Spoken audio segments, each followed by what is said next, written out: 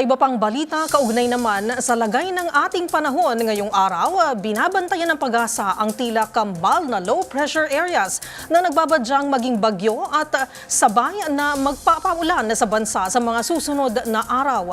Huling namataan ang unang LPA kaninang umaga sa layong 1,115 kilometers east-northeast ng extreme northern Luzon. Bagamat nasa loob na ito ng Philippine Area of Responsibility, ay mababa ang tsansa na landfall ito sa anumang bahagi ng ating kalupaan.